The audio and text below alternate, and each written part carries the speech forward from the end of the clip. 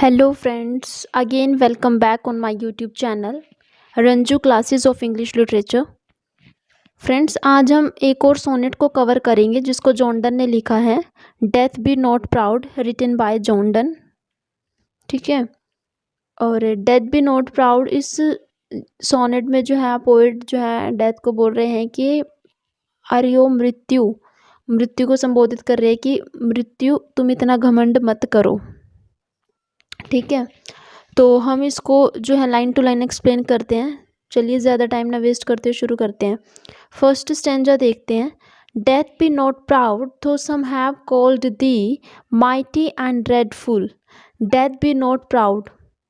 तो कह रहे हैं कि ओ मृत्यु इतना घमंड मत करो, though some have called thee mighty and dreadful, तुम समझती हो कि मतलब तुम्हें लोग ऐसा मानते हैं कि तुम शक्तिशाली और भयानक हो। ठीक है, माइटी का मतलब होता है पावरफुल, ड्रेडफुल का मतलब होता है, ड्रेडफुल हम बोल सकते हैं जैसे हॉरिबल टाइप का हो गया। ठीक है, भयानक। तो इसमें बोल रहे हैं पोएट कि तुम्हें लोग ऐसा समझते हैं कि तुम, मतलब कुछ लोग ऐसा सोचते हैं कि तुम बहुत ही ज़्यादा शक्तिशाली और बहुत ही ज़्यादा जो है भयानक हो। उसके बाद बोलते हैं for thou art so, art का मतलब यहाँ पर आर से है, ARE। ठीक है, ओल्ड इंग्लिश में ऐसे ही लिखते थे, तो यहाँ पर आर्ट है तो इसका मतलब है are. For thou art not so, लेकिन तुम ऐसी नहीं हो। एंड देन पोइट बोलते हैं for those whom thou think'st thou dost overthrow, यहाँ पे DOST इसका मतलब होता है डज। तो और तुम सोचती हो कि तुमने जो है मृत्यु को बोल रहे हैं कि डेथ को बोल रहे हैं कि तुमने जो है कुछ लोगों को मार दिया है। ओवर थ्रो का मतलब होता है टू रिमूव, और बोल सकते हैं हम थ्रो समथिंग बाय फोर्स। ठीक है, भाई तुमने मार दिया है ऐसे बोल रहे हैं, तुम ऐसा सोचती हो। लेकिन डाई नोट आगे बोलते हैं, डाई नोट, लेकिन वो नहीं मरते हैं। पोइट बोल रहे हैं, बता रहे हैं कि वो एक्चुअल में नहीं मरते हैं। पुअर डेथ, अब बोल रहे हैं बेचारी मृत्यु, बेसहारी लाचार बोल रहे हैं मृत्यु को, तुम लाचार तथा बेचारी मृत्यु हो। नॉर येट कांट दाउ किल मी, और ना ही तुम मेरे को मार सकती हो, ना ही तुम मुझे मार सकती हो। ठीक है, यहाँ पर ये बोल रहे हैं पोइट। समझ में आया? And then next stanza is 5 to 8 lines हैं इसमें पोइट बोल रहे हैं from rest and sleep which but thy pictures be, यहाँ पर दाई का मतलब यू से है। ठीक है, तो यहाँ पर रेस्ट एंड स्लीप को जो है एक पिक्चर के रूप में दिखाया हुआ है, मतलब तुम उसकी जो एक पिक्चर मात्र हो। जैसे रेस्ट और स्लीप हम जब सो रहे होते हैं, विश्राम कर रहे होते हैं, ठीक है, नींद में होते हैं, तो उस टाइम पर हम बंदा जो सोया हुआ होता है ना, वो बिल्कुल मरे हुए व्यक्ति के समान होता है। ठीक है, तो तुम क्या वो, तो पोइट बोल रहे हैं कि तुम तो बिल्कुल उसी चीज़ का हिस्सा हो, एक उसकी इसकी एक इमेज हो तुम। उसके बाद बोलते हैं इस लाइन, ये दोनों लाइनें रिलेटेड हैं। देखो मैं दोबारा से पढ़ती हूँ एक बारी। From rest and sleep which but thy pictures be much pleasure then from thee much more must flow. यहाँ पर पोइट बोल रहे हैं कि जैसे हम जब सो जाते हैं, ठीक है, सो जाते हैं तो हमें जो है बहुत प्रसन्नता मिलती है ना, सोकर हमें हमें रेस्ट हमारा हो जाता है तो हम अच्छा फील करते हैं, एनर्जी सी आती है सोने के बाद। हम अच्छे कोई भी काम जो होता है अच्छी तरह से कर पाते हैं, हमें खुशी होती है, सो जाते हैं या हम थोड़ा रेस्ट कर लेते हैं, मान लो थोड़ा सा भी, तो हमें प्रसन्नता मिलती है। लेकिन उसके बाद पोइट बोल रहे हैं कि लेकिन तुम तो डेथ हो, तुम्हें तो जो डेथ हो जाती है, जब इंसान मर जाता है तो वो हमेशा के लिए सो जाता है ना, तो सो जाता है, कहता है कि उससे तो फिर हमें बहुत प्रसन्नता मिलनी चाहिए। जब हमें नॉर्मली जब हम सोते हैं, जब हमें उससे प्रसन्नता मिलती है तो हमें तो फिर मतलब डेथ से तो फिर बहुत ही ज़्यादा प्रसन्नता मिल रही है। कहने का मतलब यह है कि rest and sleep are merely your pictures और they provide so much pleasure, therefore much more pleasure should flow from you than the rest and sleep। मतलब कि तब तो हमें क्या होना चाहिए, तो तब तो तुम्हारे द्वारा जो आराम और जो नींद है वो कहीं अधिक प्रसन्नता प्राप्त होनी चाहिए तुमसे, तो फिर ठीक है ना। उसके बाद बोलते हैं and soonest our best man with the do go. अब यहाँ पर soonest our best man, soonest का मतलब होता है वेरी सून। ठीक है, बेस्ट मैन मतलब जो नोबल मैन होते हैं, ठीक है, आदर्श जो व्यक्ति होते हैं, आइडल मैन जो होते हैं, तो कहते हैं कि तुम तो जो है ना अच्छे लोगों को ना बहुत जल्दी अपने साथ ले जाती हो। कहते हैं ना कि वो बहुत अच्छा था इसलिए अच्छे लोगों की तो भगवान को भी ज़रूरत होती है, तो ऐसे बोलते हैं ना, तो अच्छे लोगों को डेथ सबसे पहले ले जाती है। तो कहते हैं कि and soonest our best man with the do go, यानी कि जो व्यक्ति सर्वोत्तम होता है ना वो अत्यंत जल्दी चलने को तैयार हो जाते हैं तुम्हारे साथ, तुम उसे अपने साथ जल्दी ही ले चले जाती हो। ठीक है, मृत्यु को बोल रहे हैं कि तुम बड़ी जल्दी ले जाती हो उन लोगों को जो बहुत ही नोबल मैन होते हैं, ठीक है, सर्वोत्तम जो होते हैं, श्रेष्ठ जो होते हैं हर कार्यों में। उसके बाद बोलते हैं rest of their bones and souls delivery, तुम तो उनके शरीरों को विश्राम देती हो। पोएट बोल रहे हैं डेथ को, क्या बोल रहे हैं कि तुम तो उनके शरीरों को जो है विश्राम देती हो, उनकी बॉडी को जो रेस्ट प्रदान करती हो। ठीक है, एंड सोल्स डिलीवरी, और तुम उनकी आत्मा को क्या करती हो, शरीर का जो बंधन होता है, ठीक है, उससे क्या करती हो, मुक्ति प्रदान करती हो। डिलीवरी का मतलब होता है रेस्क्यू करती हो, उसे आज़ाद करती हो, मुक्त कर देती हो। ठीक है, समझ में आया? आई होप अच्छी तरह से समझ में आ गया होगा। अगर कोई भी दिक्कत है तो कमेंट्स में आप कमेंट कर सकते हैं, कमेंट बॉक्स में, ठीक है, तो हम आपको अच्छी तरह से बता देंगे। एंड देन नेक्स्ट स्टेंजा हमारा क्या बोलते हैं, Thou art slave to fate, chance, kings, and desperate men, and does with poison, war, and sickness dwell, and poppy or charms can make us sleep as well, and better than thy stroke, why swells thou then? Desperate का मतलब होता है with the little hope of achievement, ठीक है, मतलब निराश होना। Desperate का मतलब, ड्वेल का मतलब होता है लिव, यानी कि रहना। पोपी एक प्लांट होता है, पोपी का जैसे अफीम वगैरह का नाम आपने सुना होगा, ड्रग्स वगैरह होता है, ये नशा होता है एक टाइप का, ठीक है, तो पोपी उसका प्लांट होता है। तो ये देखो मैं फर्स्ट लाइन पढ़ रही हूँ, एक बार ये आपको समझ आ जाएगा, साथ साथ करते हैं, मीनिंग्स भी इनके देख लेंगे फिर। Thou art slave to fate, chance, kings and desperate men.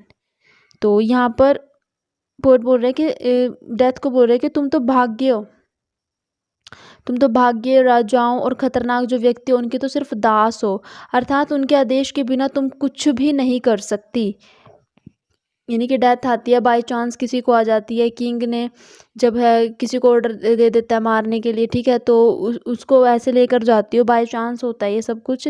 तो इसमें कहते हैं कि तुम उनके आदेश के बिना कुछ भी नहीं कर सकती, जब हम कहेंगे ना तब तुम लेकर जाती हो। कहने का मतलब जैसे किंग ऑर्डर करेगा कि इसको जो है इस प्रजा से इसको बाहर निकाल दिया जाना चाहिए, इसे दंड दिया जाना चाहिए, तो तब तो तुम उन चीज़ों की तो तुम गुलाम हुई ऐसे बोल रहे हैं।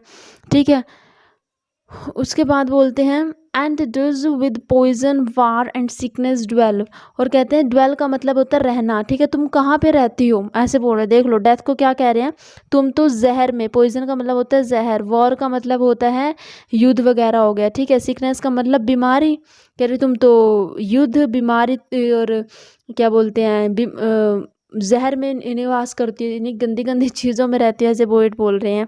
किस तरीके से देखना डेथ को कह रहे हैं कि तुम तो इन चीज़ों में निवास करते हो, क्योंकि देखो जहर खाएंगे ओब्वियसली, देखो जहर खाने से डेथ आएगी, बिल्कुल आएगी। वार में लड़ाई हो रही है, ठीक है, युद्ध हो रहा है कोई, उसमें युद्ध में लोग मर जाते हैं, ठीक है, वहाँ पर डेथ होती है। सिकनेस, कोई बीमार है, बीमार व्यक्ति जब मर जाता है, तो कहते हैं कि तुम तो ऐसी ऐसी चीज़ों में निवास करती हो, इन चीज़ों में रहती है। ड्वेल का मतलब होता है रहना। एंड देन नेक्स्ट पोएट बोलते हैं and poppy or charms can make us sleep as well.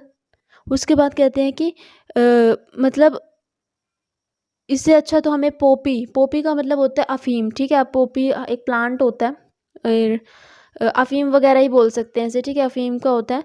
तो कहते हैं कि and poppy or charms can make us sleep as well, मतलब कि जो पोपी का जो मतलब पोपी जो होता है, ठीक है, अफीम जो होती है वो कोई मतलब हमें उससे तो क्या होता है, उससे हमें अच्छी जो है वो चीज़ जो हमें अच्छी तरह से सुला सकते हैं, उससे हम अच्छी तरह से सो सकते हैं, अगर हम उसे खा ले मान लो अफीम वगैरह को, तो उससे हमें गहरा नशा हो सकता है, अच्छी नींद आ सकती है।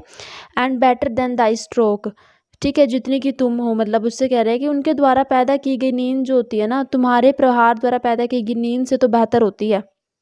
मतलब तुम जब किसी परिवार में किसी पर अटैक हुआ है, ठीक है, तो दर्द वगैरह होगा, लेकिन हम अफीम वगैरह खा ले मान लो, ठीक है, अफीम से जो हमें जो नींद आएगी ना वो डेथ से नहीं आने वाली है, वैसे कह रहे हैं पोइट। कहते हैं कि and poppy or charms can make a sleep as well, बहुत अच्छी तरह से हमें सुला सकती है जो तुम नहीं कर सकती हो। And better than thy strokes why swell thou then, बल्कि तुम ऐसा कुछ भी नहीं कर सकती हो, कह रहे हैं कि उनके द्वारा जो नींद हमें मिलेगी ना, पोपी वगैरह से हमें मिलेगी नींद, ठीक है।